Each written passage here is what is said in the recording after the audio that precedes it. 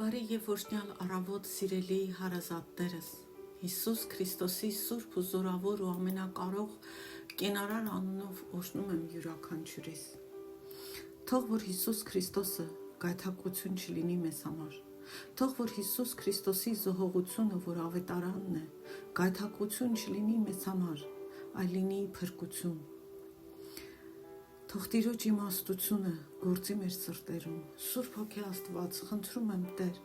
որ գործես մեր սրտերում, մեր մտքում, մեր կյանքերում, Տեր ջան, որտեղ ոչ մեկ չի կարող դարձի գալ, ոչ մեկ չի կարող ապաշխարել, ոչ մեկ չի կարող հավատալ, ոչ մեկ չի կարող Քրիստոսին ընդունել, ոչ մեկ չի կարող արձագանքել Աստծո կանչին, եթե դու չդրդես, եթե դու չանես քո շնորհով այն գործը, որ միայն դու կարող ես անել։ Ես քո շնորհն եմ կանչում ամեն մեկիս վրա, Հիսուսի անունով աղոթեցի, ամեն։ Անցնում ենք Հռոմեացիների գրքի մեկնաբանությանը ըստ իմ հովիվ Էբո Էսելի, մենք խոսում ենք այն մասին, որ Պետրոսը Հռոմեացիների նամակը սկսում է նրանով, որ իրեն նկարագրում է որպես Հիսուս Քրիստոսի ծառա, ու մենք խոսում ենք, թե դա իրենից ինչ է նշանակում, որ դա մեծ դիրք է ծառա լինել աշխարհի արարչի, աշխարհի թագավորի։ Ու հիմա հարց տանք մեզ, եթե մենք Հիսուս Քրիստոսի ստրուկները չենք, Հիսուս Քրիստոսի ծառաները չենք, ապա ում ստրուկներն ենք, որտև չկա միջին ճանապարհ, չկա ուրիշ ճանապարհ, կամ մարդը Հիսուս Քրիստոսի ստրուկն է, Հիսուս Քրիստոսին է ծառայում, այն պատճառով, որ ընդունել է Հիսուսին, քանի որ Հիսուսը իր արյունով գնել է նրա կյանքը, կամ ինչ որ մեկ այլ բանի ստրուկն է, ինքներս մեր ստրուկը, մեր ցանկությունների կամ այս աշխարհի ստրուկը, եւ դրանց հետևում միշտ էլ սատանան է, որ դուրս է գալիս, խավարի ստրուկն ենք, չարի ստրուկն ենք։ Հիմա ես խոսում եմ այն մարդկանց հետ, ովքեր իրենց քրիստոնյա են համարում։ Շատ հեշտ է ասել, որ Քրիստոսը մեր Տերն ու Վարդապետն է, բայց շատ դժվար է ապրել որպես Հիսուս Քրիստոսի ստրուկ կամ ծառա։ Եկեք վերցնենք հենց մեր սերունդը եւ քրիստոնեական երգն ու երաժշտությունը, որպես հայ, ասեմ, լինի շարականները առաքելական եկեղեցում, թե փառաբանության երգերը ավետարանական եկեղեցում։ Դրանք բոլորը շատ ազդեցիկ երգեր են, շատ խորիմաստ, պատմում են ավետարանի մասին, պատմում են Քրիստոսի զոհողության մասին, Աստծո խոստումների մասին, հավատքի մասին։ Բայց վտանգը այն է, որ մենք կարող ենք տարվել այդ երգերը պարզապես երգելով, զգացմունքային լիցք, զգացմունքային դրականություն ստանալով եւ դրանով սահմանափակվենք։ Ժամանակակից եկեղեցու մեջ տեղի ունեցած մեծ ողբերգություններից մեկը այն է, որ եկեղեցին վերածվել է հաճախ զգացմունքային խթանում ապահովող միջավայրի։ Մի միջավայր, որտեղ մարդիկ գնում են, որ իրենց լավ զգան, բայց ոչ թե ծառայի կյանքով ապրելու դպրոցի, որ մեզ սովորեցնի ինչպես ապրել որպես Հիսուս Քրիստոսի ծառա։ Այսպիսով մարդիկ, ոչ բոլորը, բայց շատերը պարզապես գնում են զգացմունքային լիցք ստանալու հետևից, փոխարենը չեն փնտրում անփոփոխ ճշմարտություններ, որոնք իրական փոխակերպում կբերեն իրենց կյանքում, որտեղ ավետարանի նպատակը մեր կյանքի, մեր էության փոխակերպումն է, ոչ թե որ մենք մեզ լավ զգանք, զգացմունքային լիցքեր ստանանք։ Վտանգը այն է, որ մենք կարող ենք երգել, արտաբերել այս զորավոր երգերի ու շարականների բառերը, բայց չապրել այդ խոսքերի համաձայն։ Այդ ժամանակ, երբ մենք այդպես ենք ապրում, մենք խաբում ենք մեր իսկ սեփական սիրտը։ Քո սիրտը, իմ սիրտը սկսում է ընդունել դա որպես նորմալ երևույթ։ Եվ մեր սիրտը սկսում է մտածել, լավ է, Ես օրինակ երգում եմ ասելով, ես որոշել եմ հետևել Հիսուսին, եւ դարձ չկա, իսկ հետո գնում եմ ու ապրում եմ լրիվ հակառակ ձևով։ Եվ մեր սիրտը դա սկսում է համարել նորմալ երևույթ, որ մենք կարող ենք այդպես խաբված վիճակում ապրել, մի բան ասել, մի բան անել։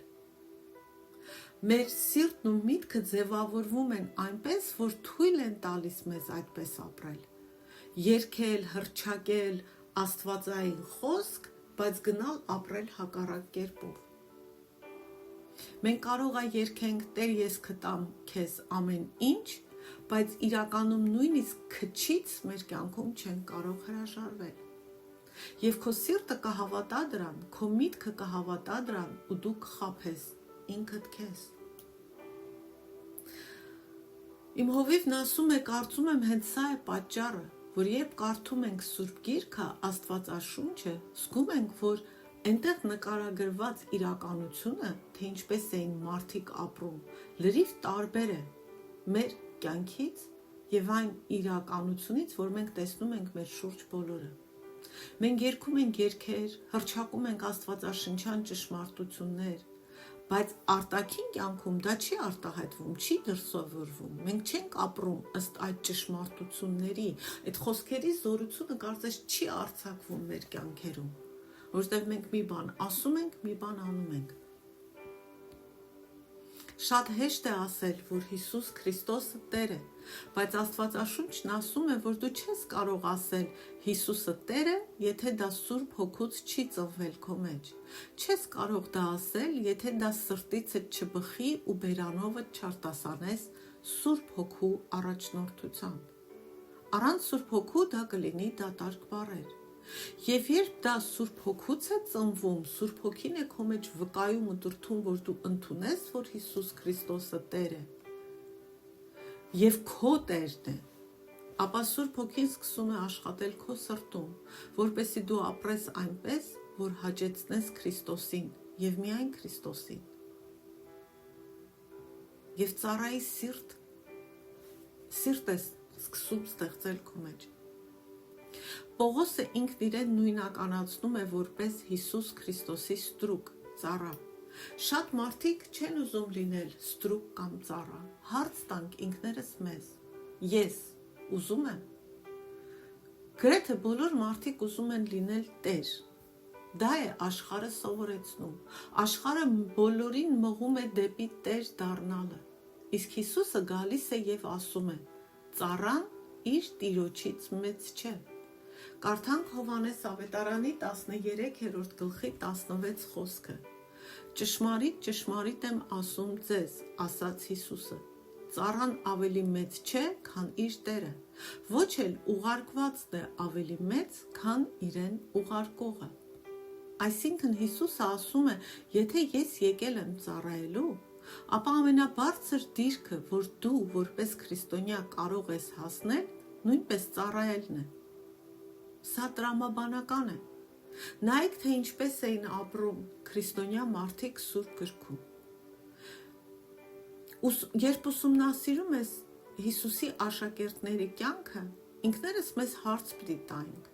ինչու էին նրանք այդպես ապրում։ Պատճառը մեկն էր, նրանց աչքերը Հիսուսի վրա էին, որպեսզի կրկնօրինակեին Հիսուսին, որպեսզի ապրեին այնպես, ինչպես Հիսուսն էր անում։ Նրանք տեսան, հասկացան, ընդունեցին, որ Հիսուս Քրիստոսը ողջ արարչության, ողջ աշխարհի թագավորն է, ամեն ինչի Տերն է, ամեն բանի վրա Տեր է։ Եվ չնայած դրան, Հիսուս Քրիստոսը եկավ այս աշխարհ ու ապրեց այնպես, կարծես ոչինչ չուներ, եկավ ծառայելու։ Երբ կարդում ես Աստվածաշունչը, Հիսուսը երբեք չի շեշտել նյութական բաները։ Նա չի շեշտել արտաքին մեծ հաղթանակները, նա չապրեց այդպես,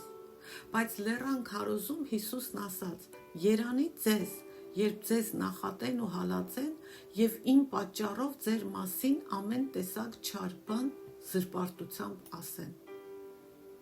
Այս մարդիկ գիտեին, հասկանում էին, ընդունում էին, որ իրենց բարձրագույն կարգավիճակը, որ երբևէ կարող էին ունենալ, անկախ այն ստատուսից, որ ունեին այս աշխարհում, Դա Քրիստոսի ծառաներ և ստրուկներ լինելն էր։ Սա ամենաբարձր տեղն էր, ամենապատվավոր տիտղոսը, ամենակարևոր դիրքը, որ մարդը կարող է ունենալ։ Հիսուսը հենց ինքն է ասում. «Ձեզանից մեծագույնը թող ձեր ծառան լինի»։ Հովիվս հիմա մեջ բերում է մի խոսակցություն իր ընկերոջ հետ և ասում է, խոսում էինք այն ուսմունքի մասին, որը երբեմն տարածված է եկեղեցում։ Եվ այդ ուսմունքը սա է. Աստված քեզ մեծ է դարձնելու, Աստված քեզ մեծ բաներ է տալու, դու մեծ գործեր ես անելու Տիրոջ համար։ Եվ ասում է, ես ընկերոջս ասեցի, արդյոք մենք մոռացել ենք, թե Հիսուսը ինչպես է հասկանում մեծությունը։ Տիրոջ պատկերացրած մեծությունը նույնը չէ, ինչ աշխարհի պատկերացրած մեծությունը։ Արտաքին բաներով չի չափվում մեծությունը Աստծո արքայությունում։ Դու կարող է շատ քրիստոնեական գրքերի հեղինակ լինես, բայց քո մեծությունը չափվում է ոչ թե այդ քրիստոնեական գրքերի քանակությամբ, այլ թե որքանով ես դու հնազանդ Քրիստոսին և որքանով ես օր-օրին նմանվում Քրիստոսին։ Դու կարող ես շատ աղոթքի ծառայություններ անես, բայց քո մեծությունը չափվում է քո հնազանդությամբ, որտև Աստված, Հիսուսն ասաց, նա է սիրում ինձ, ով կատարում է իմ հոր կամքը։ Այսինքն խոսքը հնազանդության մասին է։ Հիսուսի անունը Աստված, Հայր Աստված ամենաբարձրը կարգեց, որտև Հիսուսը հնազանդվեց։ Հիսուսը ասաց աշակերտներին, որ նրանք նստելու էին իր հետ երկնքում 12 գահերի վրա, աթոռների վրա Իսրայելին դատելու համար։ Ինչպիսի պատիվ, բայց այդ նույն մարդիկ մահացան հանցագործների նման այս կյանքում, Քրիստոսին ծառայելու ընթացքում։ Հակոբոսը սպանվեց սրով, ոմանք խաչվեցին, ոմանք գլխատվեցին։ Հիմա սա չի նշանակում, որ բոլորիս պիտի խաչեն, սպանեն, բայց պիտի հասկանանք, որ Աստծո չափած մեծությունը լրիվ ուրիշ է, քան այն, ինչ որ մենք ենք մտածում ու պատկերացնում։ Մեզ համար պիտի կարևոր լինի, թե որն է ըստ Սուրբ գրքի Քրիստոսի իսկական հետևորդի պատկերը։ Եվ երբ ուսումնասիրում էի Սուրբ գիրքը, ասում է իմ հովիվը, հասկացա Աստծո կանչին պատասխանելու համար, ծառայող լինելու համար պետք է մտածել այնպես, ինչպես այս մարդիկ էին մտածում։ Պետք է մտածել Հիսուս Քրիստոսի պես։ Բայց ինձ և նաև ձեզ գուցե հաճախ ուրիշ բան են սովորեցրել։ Հատկապես երիտասարդ ծառայողները հաճախ մտածում են մեծ, շքեղ բաների մասին։ Մարդիկ մտնում են համացանց, կարդում գրքեր այդ մարդկանց մասին, ովքեր մեծ բաներ են արել Աստծո համար, մարդկային չափանիշներով մեծ։ Բայց Աստծո չափանիշներով դա այդպես չէ, որտև Հիսուսն ասաց, ձեզանից մեծագույնը թող լինի ձեր ծառան։ Երբ մենք ճիշտ ենք հասկանում, թե ինչ է նշանակում լինել ծառա, դա ամբողջությամբ փոխում է մեր վերաբերմունքը, հատկապես եկեղեցու կյանքի և ծառայության նկատմամբ։ Մենք ապրում ենք մի ժամանակաշրջանում, երբ պետք է մարդկանց մշտապես ոգևորել, խրախուսել, լիցքավորել, ասել դու լավ ես անում, շարունակիր, բայց սա ինքնին ապացույց է, որ շատերը իրենց չեն տեսնում որպես Քրիստոսի ստրուկներ։ Եթե դու Քրիստոսի ստրուկ ես, դու գիտես, թե ինչ է քո Տերը ուզում, և դու նրան նվիրված ես ու անում ես։ Քեզ պետք չէ, որ մեկը անընդհատ խրախուսի ու քաջալերի քեզ։ Խոսքը նրա մասին չի, որ իրար չպետք է խրախուսենք։ Խոսքը այն մասին է, որ եթե դու չունես այդ խրախուսանքը, դու էլ հավես չես անում ծառայես, որ քեզ պետք է մեկը միշտ բարձրացնի։ Եթե քրիստոնյա լինելուց հետո 5 կամ 10 տարի անց քեզ դեռ պետք է մշտապես մղել, կանչել, համոզել, արի ծառայի, արի մասնակցի, դա ապացույց է, որ քո սրտում գուցե դու քեզ չես տեսնում որպես Հիսուս Քրիստոսի ծառա։ Սա ճշմարտություն է։ Եվ սրա համար պիտի մեր սիրտը բերենք Աստծո առաջ եւ խնդրենք, որ մեզ ծառայող սիրտ տա։ Այսպիսով, ինչպես է Պողոսի ինքնավորոշումը, ինքնանկարագրումը, որպես Հիսուս Քրիստոսի ծառա, մարտահրավեր նետում իմ ու քո քրիստոնեական ինքնության եւ ծառայության ըմբռնմանը։ Ում ստրուկներն ենք մենք։ Սա դժվար հարց է։ Ես չեմ ասում, որ դա հեշտ է։ Ոչ։ Դու Քրիստոսի ստրուկն ես։ Ես Քրիստոսի ստրուկն եմ, թե մենք մեր կյանքի, մեր ցանկությունների, մեր զգացմունքների, այս աշխարհի եւ հետեւաբար սատանայի ստրուկն ենք։ Եվ խոսքը վերաբերում է քրիստոնյաներին, ոչ թե անհավատներին, որտեղ անհավատները 100% խավարի ստրուկն են։ Բայց քրիստոնյա լինել ու մնալ խաբնված դա մեծ ողբերգություն է ամենքիս համար։ Պողոսն ասաց մի խոսք, որ ես ներառում եմ իմ աղոթքների մեջ, ասում է իմ հովիվը։ Կարդան Գաղատացիներ 6-րդ գլխի 14 խոսքը։ Մեր Տեր Հիսուս Քրիստոսի խաչով, որով աշխարհն ինձ համար խաչված է, ես էլ խաչված եմ աշխարհի համար։ Այսինքն Հիսուս Քրիստոսի հետ ես խաչվել եմ աշխարհի համար, եւ աշխարհն էլ խաչվել է, մահացել է ինձ համար։ Այսինքն Պողոսն ասում է, այս աշխարհում ինձ համար այլևս ոչինչ չկա։ Իմ միակ ցանկությունն է հաճեցնել իմ Տիրոջը Հիսուս Քրիստոսին։ Կարող ենք այսպես աղոթել։ Այս հարցը ամեն մեկիս համար է, ամեն օր, ամեն քրիստոնյայի, ում ստրուկներն ենք մենք, ում ծառաներն ենք մենք։ Մենք որպես եկեղեցի, արդյոք այստեղ ենք Քրիստոսին ծառայելու համար։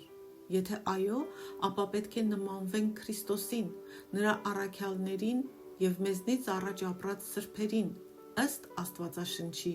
օրինակների։ Մենք չենք կարող պարզապես ասել, որ Քրիստոսի ծառաներն ենք, դատարկ խոսքերով։ Եվ այո, Քրիստոսը հետո ասեց. Ես ես իմ բարեկամներն եմ համարում, ոչ թե իմ ծառաները, բայց դա չի նշանակում, որ Քրիստոսը վերացրեց ծառայության կանչը։ Քրիստոսն ինքը ծառայեց, ուրեմն մենք էլ կանչված ենք ծառայելու։